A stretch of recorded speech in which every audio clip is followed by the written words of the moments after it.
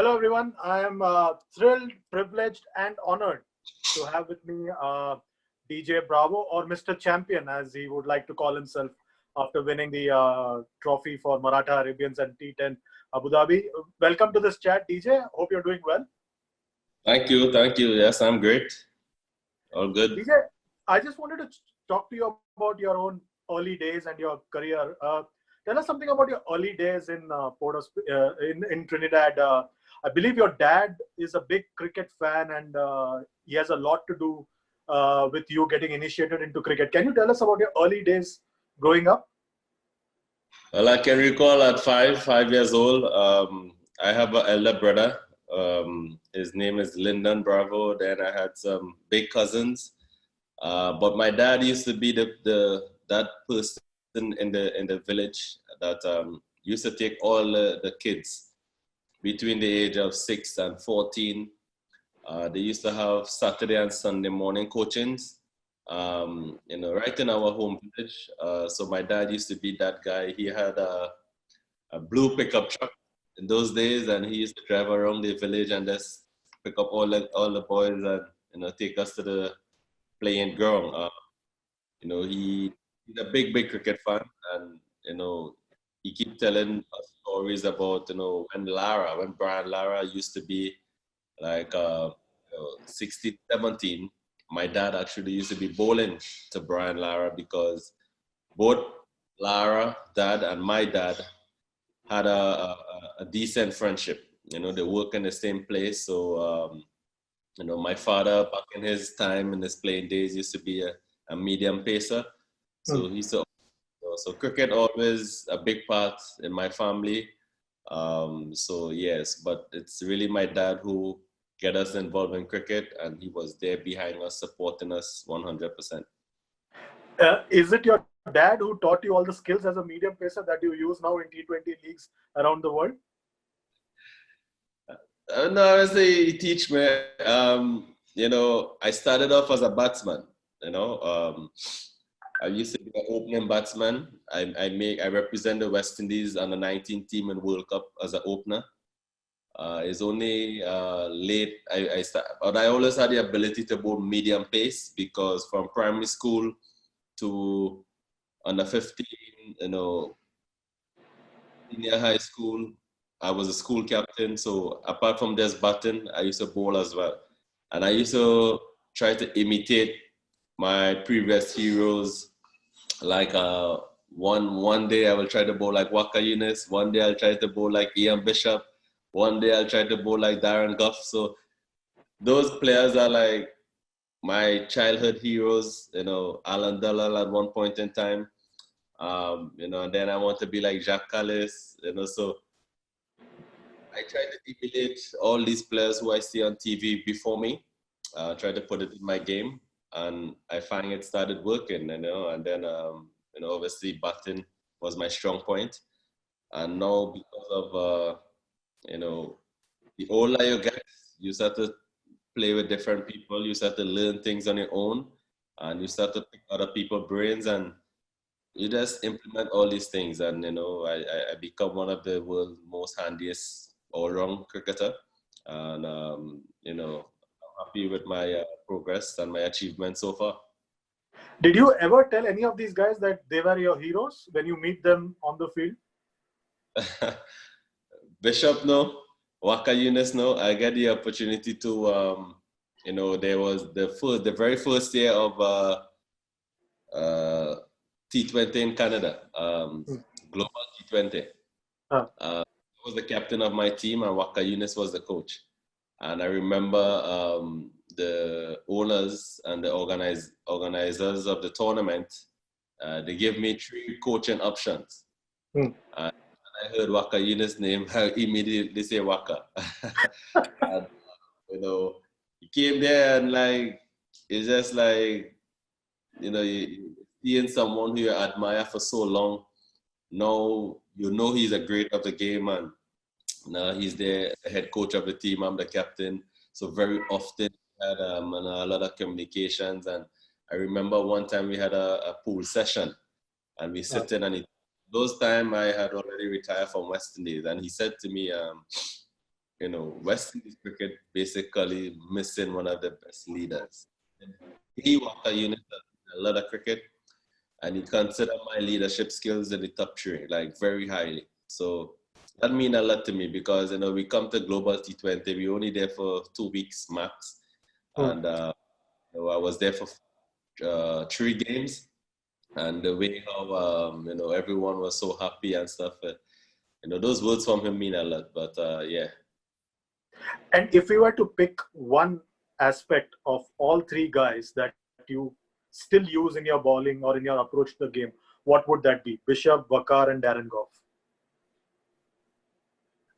Both Darren Goff and Waka, their ability to bowl in swinging Yorkers. Whenever I want to bowl in swinging Yorkers, I tend to lower my arm, slide, that kind of thing. And when Bishop for the new ball, I have to bowl with the new ball if I want to bowl because he get good out swingers. So, but these guys are all, like I said, all very similar. I remember in Trinidad, in youth cricket days, they used to call me the nigger Waka because I used to have the wide wristbands, try to run in like Waka Yunus. One day I'll try to bowl like Ian Bishop. So I used to just try to mimic these guys' bowling action and their style of play, and it worked brilliantly. But you didn't copy their celebration style. You have your own unique celebration. No, I know. I never copied their style, and but I never used to celebrate in those days like how I celebrate now. Now I dance and entertain. Back then, it was traditional celebration, high five. That's it. Where does this come from? This dance and celebration? It just happened. I have no idea. Nothing that I planned. My signature move, the trademark, the plane. I started off that in international cricket, and I think the dance started off in IPL. And I realized I did it a few times, and the fans love it. And then they look forward to it. They start sending me messages. If I go to the mall, they all talk about my dance moves. So I realized my fans look forward to me dancing on the field, and so I just continue doing it, and it become a part of DJ Bravo brand. In your early days, you played a lot of beach cricket and football, and how big an influence your cousin brianlara was he on getting you in further interested in cricket in addition to all these guys?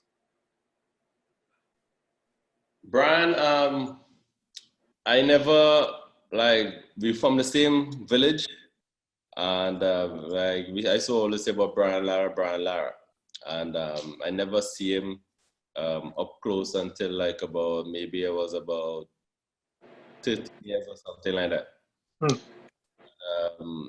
I remember he come up to Santa Cruz. He had a two-door convertible Benz. When I see that, it's like, wow, I watching him in so much awe, and I said like that. He speak to me because everyone was saying to him at the time that I'm going to be the next Lara in the cruise, the next Lara in Santa Cruz. So he said, okay, that's good to know, whatever. And then he asked me how I bat. I said right hand and all of these things, and we had a very brief conversation. But like I said, he's my childhood hero, so speaking to him is like a bit nervous and all of these things. And but he was always very supportive of me. Like when I made the West Indies team for the first time, he was a captain, and it was good to have someone there in the team to welcome me. My favorite player, my childhood hero, from the same village, and I know I was going to be well looked after, and he did, and he deserves a lot of credit. And this captaincy skill of yours, everybody keeps praising about you. Is it very natural? Because even when you were briefly West Indies captain, you were leading from the front and standing up for the players. Is it a natural thing? Who's your favorite captain that you picked up all these from? MS is my favorite captain because I play most with him, I play most games with him as a leader. I had a very with Brian, I had like 2 years, maybe 2.5 years with leadership. Um, so, but for me, my all-time favorite captain, which I never played, it's strange. I never played with him, but just by watching and see how he go about things and how his players react to him, is Stephen Fleming. And it's funny that Fleming and Dhoni, that's why they work so good together, because they understand leadership, they understand what it is to have different individuals, right? Different. Um, yeah, I learned so much of leadership from them, and I understand that it's a sport. They will have failures, they will have success.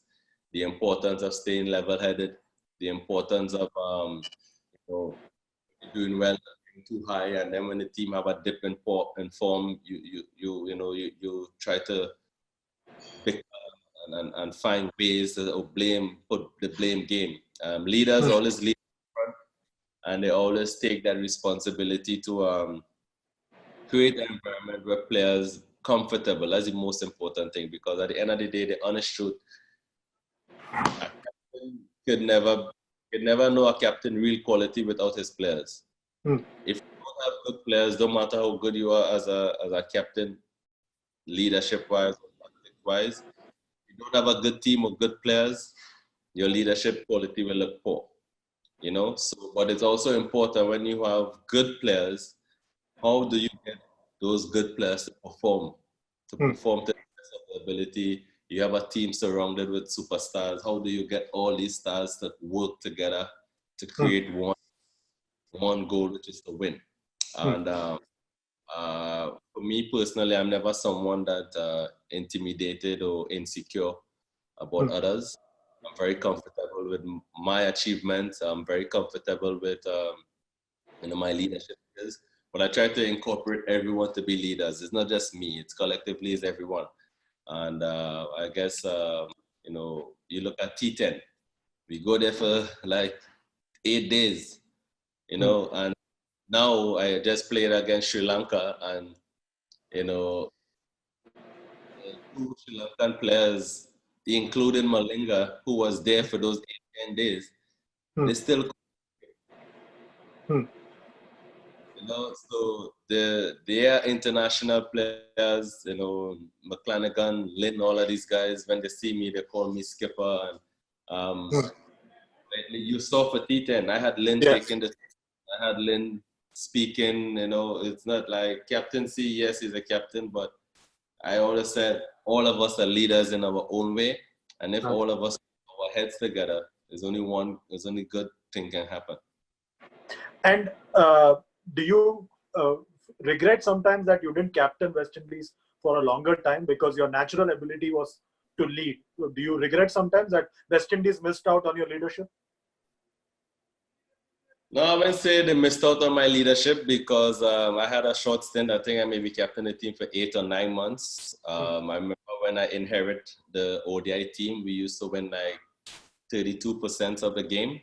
And I get it up to 48%, which stats-wise, it was one of the best in the last 20 years for West Indies. So I'm happy for that. The regrets, no regrets, because even though I'm not the captain of the team, I still play a very crucial role as a leader. So Darren Sammy is a captain, or Chris Gale. I never played with Jason Holder, but now it's Kyron Pollard. I will still have that influence there as a leader, and always pass on my knowledge to help the guys. And like I said, the captain spin the coin, but if it is you're a senior player and you see the game a different way, and the players, they will listen to you, So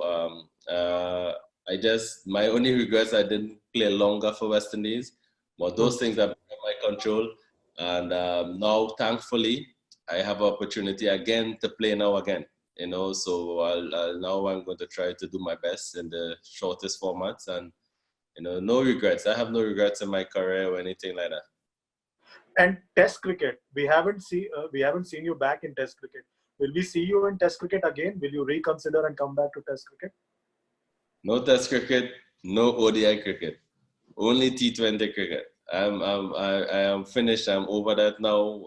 Yeah, like I said, I played 40 Test matches, which is not bad for an international player to have experienced Test cricket over 6 years, and you know, then like 6, 7 years ago, then I would have loved to play again, but not now. And do you feel that, those three triumphs that you were part of, ICC triumphs, 2004 Champions Trophy, 2012 T20 World Cup, and 2016 T20 World Cup, West Indies did not build enough on those triumphs because you had the opportunity to go from there to a different level. Do you think that West Indies did not capitalize on that? 2004 Champions Trophy, we won that. Right immediately, right after we win Champions Trophy, there was a change of coach from Gus Logie to Bennett King. I remember losing in the finals in 2006 to Australia, I think. And after that, it was a downhill slide. In that period there, we changed two coaches. We moved from Bennett King to John Dyson. Then from John Dyson to Otis Gibson. Then when we win the World Cup in Sri Lanka, apart from winning that World Cup, we was also not doing well as a test team and as an ODI team. But that T20 World Cup brings so much joy back to the Caribbean people and for us as players to make ourselves believe again. And then again, as always, the politics kick in. Players get dropped, coach gets sacked, different coach, new coach. So I think the problem is, we don't have a system where you give people opportunity long enough. And also we had the previous administration used to do things not in the right way, but in a way where if they want to victimize or sabotage someone, they will do whatever it takes to make sure that particular player is not involved, or create stories, that these players are not interested and all of these things. But it's water under the bridge now. It's a new administration, and I think with the new leadership, I think things could get better. Once all hands on deck and everyone is on trying to go to the same place, things could get better. There was a brief while when everybody felt maybe, just maybe, the concept of West Indies has served its purpose. Did that thought ever cross your mind, that the great West Indies concept of all the countries coming together because of all the problems that you just mentioned was over? Did that thought ever cross your mind? No, that never crossed my mind. No, that never. People speak about it, but as players, I don't think it ever crossed any one of us' mind. No. And do you feel that West Indies as a cricketing entity still has a lot to offer to world cricket, because they are really the Brazil of cricket in that sense, in Brazil of football in world cricket? Yeah, we still have a lot to offer, but obviously it's honestly in Test cricket, it's going to be a tougher challenge for us West Indian players currently. But I strongly believe in one days and T20s, especially T20s, with all the players back playing again. As you can see, the way how we played in Sri Lanka, those 2-0 in Sri Lanka, convinced, dominated the entire game, both games. I think the world now will start to look at West Indies cricket again, especially with the T20 World Cup just around the corner. They know West Indies is not going to be a walkover. 2 years ago, we used to be losing T20 series, losing a lot of games. And that's, I said, because of the politics was around West Indies cricket, you wasn't able to get some of the better and most experienced T20 players on the park. But now that changed. You see all the players who are available to represent West Indies is representing West Indies now. And people now will start back to respect West Indies cricket again. And what do they need to do to improve in Test cricket, if you were to advise West Indies Cricket Board? I don't know. I don't know what they need to do. They need to, the West Indies Cricket Board maybe need to, find out from boards like BCCI, Cricket Australia, ECB, their programs, what work, what don't work. I think the difference with those big three boards is that obviously they are way in a better position than West Indies, so they can do a lot more things. Have better facilities and stuff.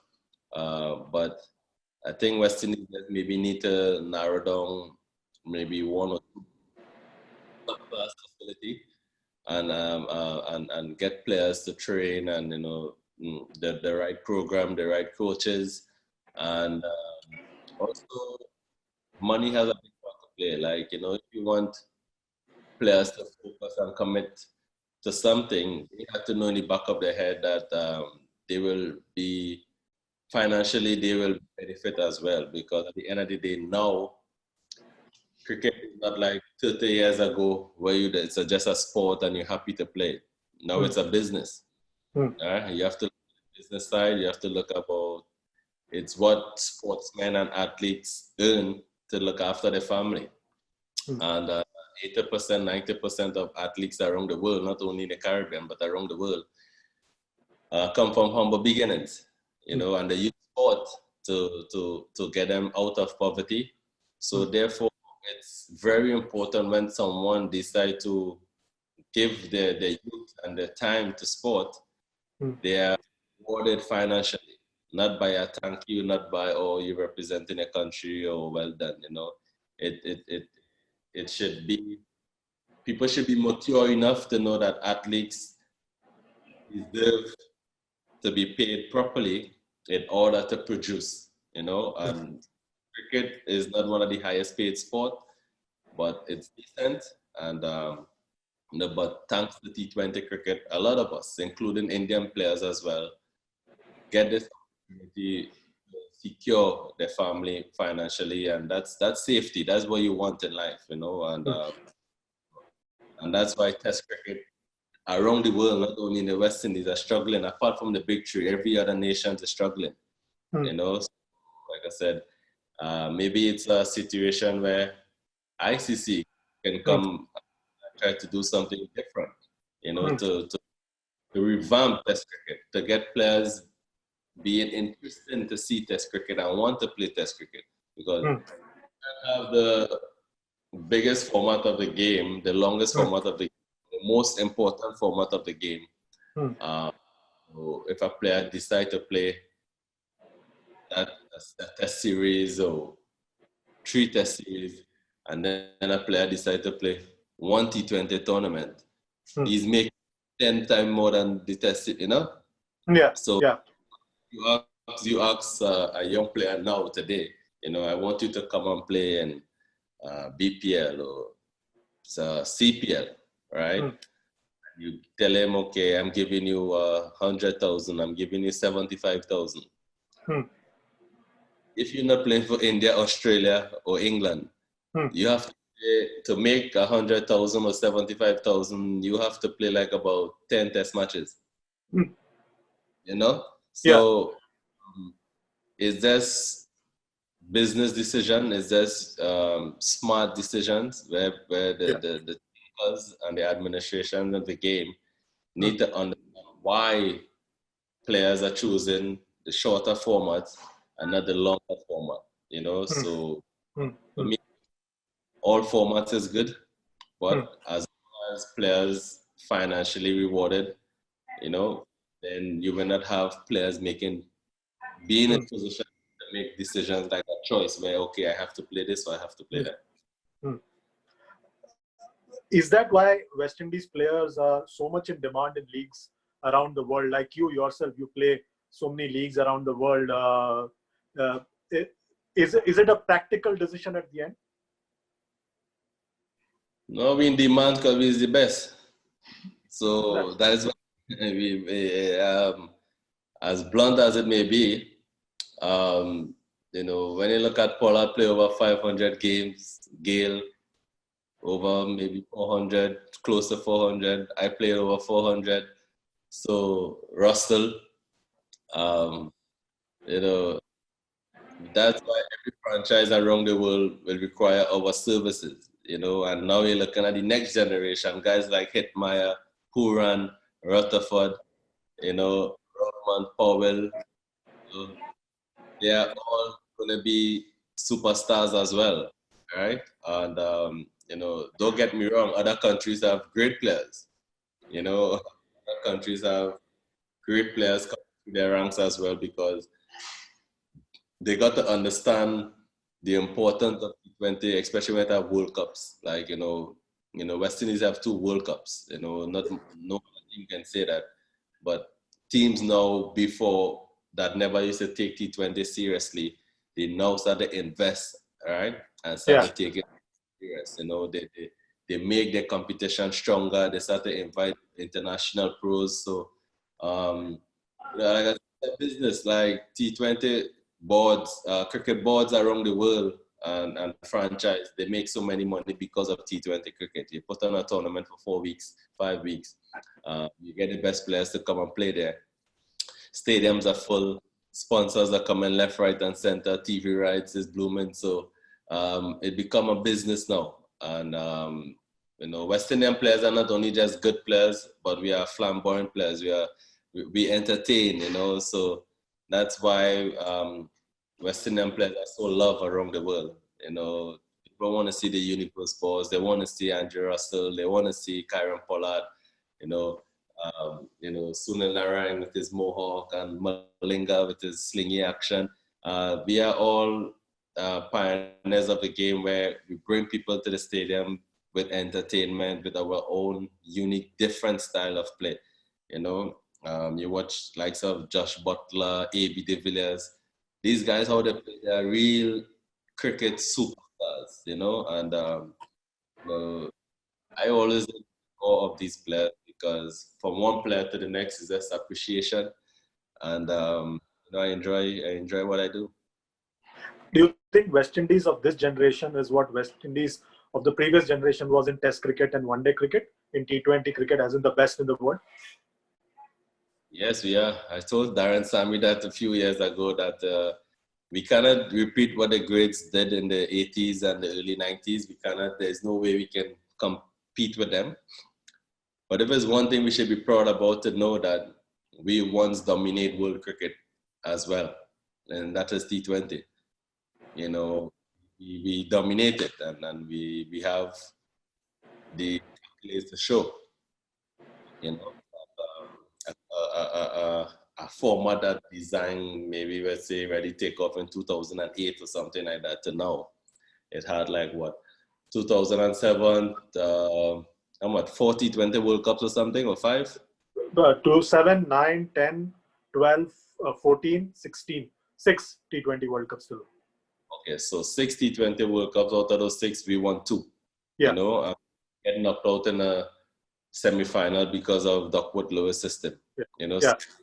Not bad, and again for a cricketing nation that was, struggling for some time, right?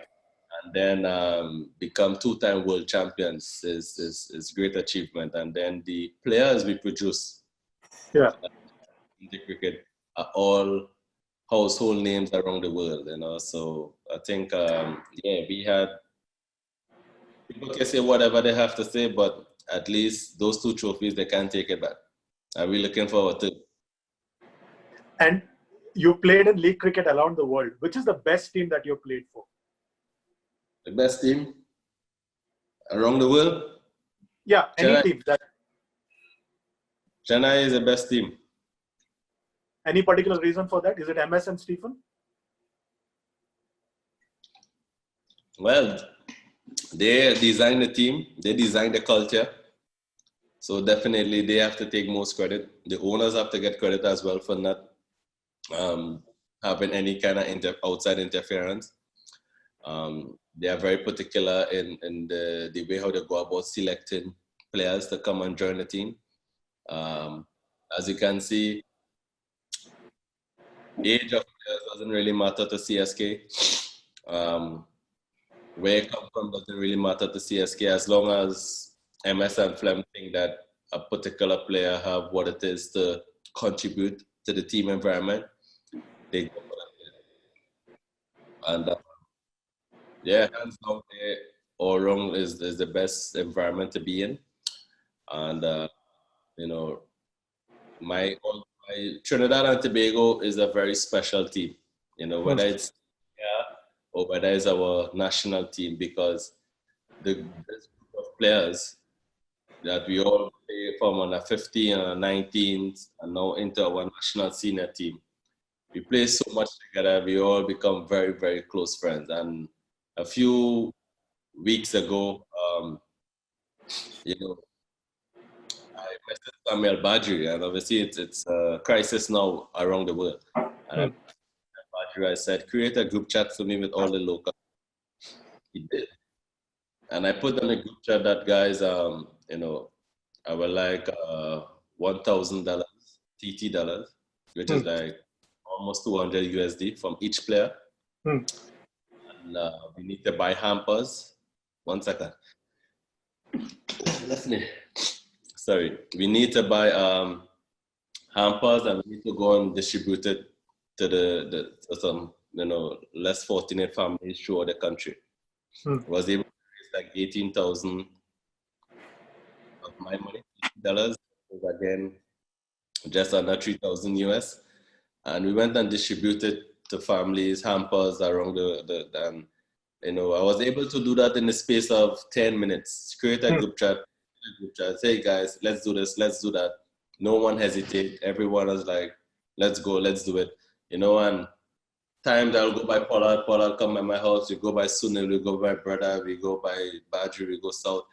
We are all so close because I think not just teammates for all these years, but we appreciate each other. And I think, you know, when we play together, that joy, you see that joy. And then that's why even in CPL, TK have the most titles. You know, we are the most successful franchise. And, you know, I took a lot from CSK dressing room, environment, MS leadership, and try to incorporate it back home here. And I've been looking at some of the deliveries that you bowl in the shorter formats. But in Test cricket also, you bowled a delivery to KP, which hit his helmet and went and hit the stumps. Is that the best delivery that you ever bowled in any format, or is there anything better? That was actually KP never speak to me after that delivery. In that entire series, Kevin Peterson never speak to me again because he said I hit him in his head. I almost killed him, but I went off. Right? But the honest truth is, I was just excited. You know, it's Kevin Peterson. At the time, arguably the best batsman in the world, right? Definitely England best batsman. And I just was just a happy kid. You know, I get Kevin Peterson out, but the way he get out, you know, I started running, celebrating without even thinking to go and make sure he's okay. Like, you know, he get hit. I saw the helmet fall on the ground onto the stumps, and it's a wicket, you know. But if I used to play that game over again and hit him in his head, the first thing I will do is go to him. You know, I will not celebrate like that, but like I said, that happened like 10, 12 years ago, maybe. So I just have Kevin Peterson. But what's your best delivery so far? Where the slow ones that you bowl, especially in the death overs, what do you think is your what's best moment on the field with the ball? I will say the slower ball to Yuvraj Singh in The 2006. 2006, yeah. A crunch moment, 1 wicket left, 1 run to win, and that is when I think the world realized my skills, especially with the slower ball. Where did you learn? where did you learn this skill? Where did you perfect the skill? Because it's it's amazing to have in the shorter format. It's hard to say, okay, pinpoint exactly when it happened. I just bowl in the nets. I try things, it worked, and I said, wow, this worked. Okay, this come out good. Let me try it in a game. I try it in a game. Sometimes it works, sometimes it don't work. But when it works, it gives me confidence and it gives me the ability to try learning different things. Like I said, I watch different bowlers, and but I keep it very simple and basic. And even when I watch other bowlers bowl games on TV, when they make mistakes, I try to put myself in those positions. So my brain can think for me like, okay, he did this and it did not work. So then if I'm in this position, I think this is a better option, and especially where that bowling is concerned, the older I get, the more experience, the more wiser, and they get to understand at the end of the day, the safest ball is a Yorker, and hence why Malinga is so successful, Boomer is so successful. I always try to tell bowlers, it don't matter the size of the ground, what condition, where you play.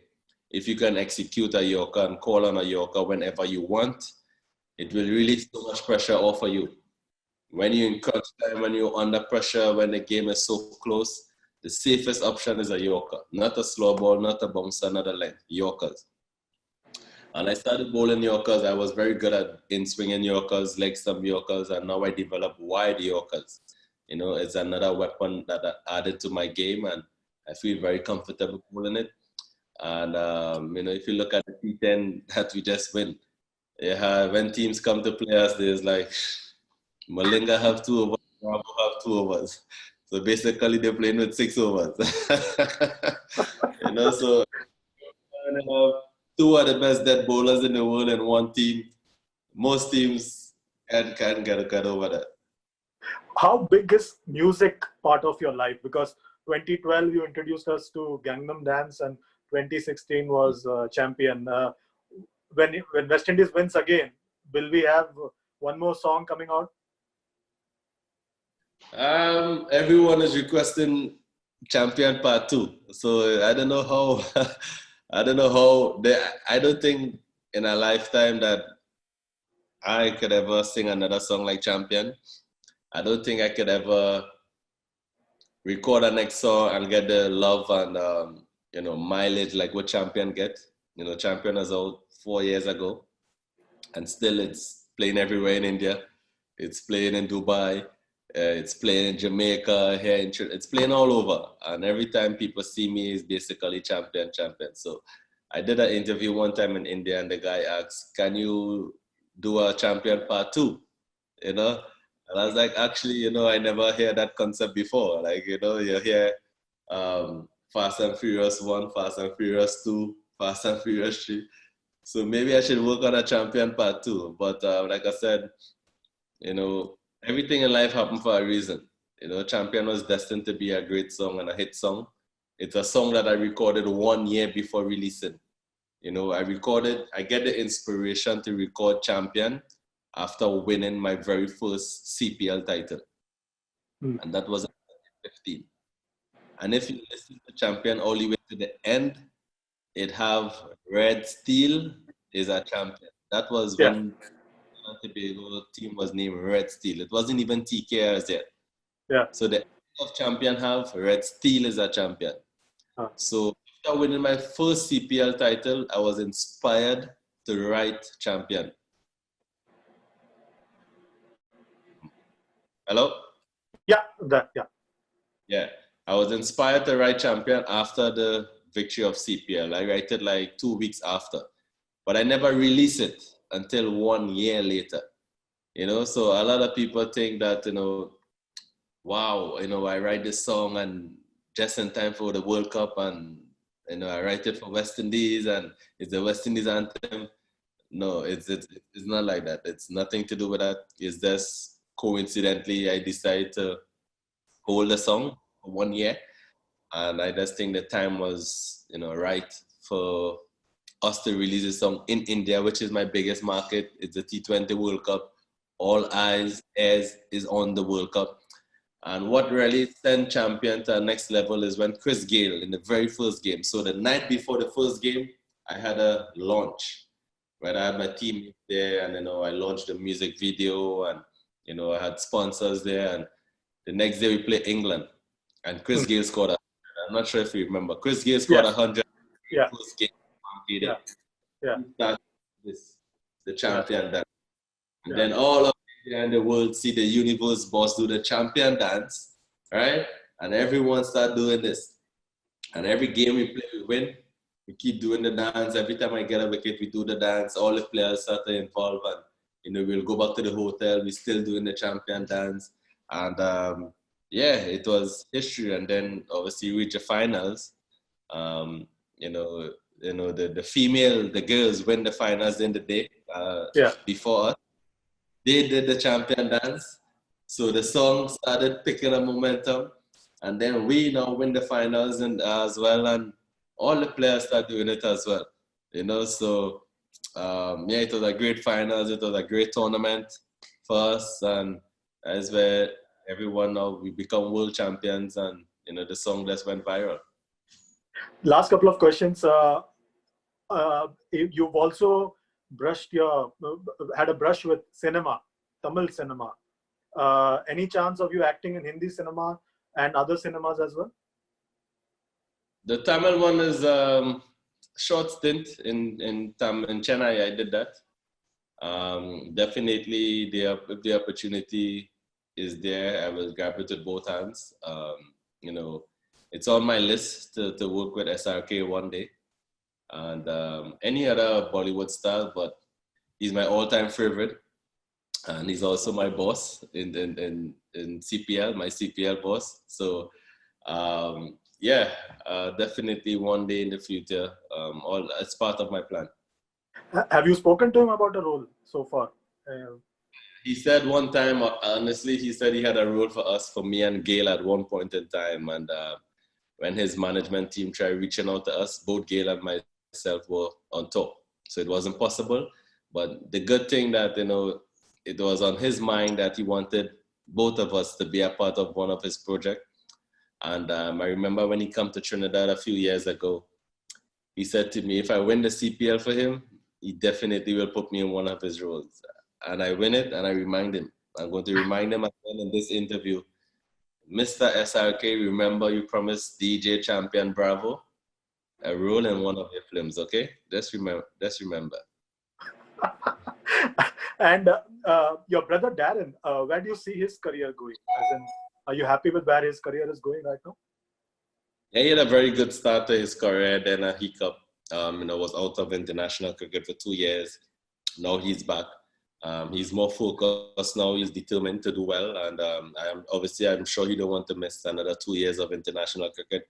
So he's doing whatever it takes to be ready and get back his international career on track. He has the talent and abilities, no doubt. So it's just a matter of him getting his head right. And I guess we just have to wait till COVID is over, and let the game resume. But Darren still have a lot of cricket to play. He still have a bright future ahead of him and a lot of runs to make. And what about you? How long do you see yourself playing or the cricket all over the world? I'm going to play as long as my body allow me to play. I don't have a time frame when I want to exit.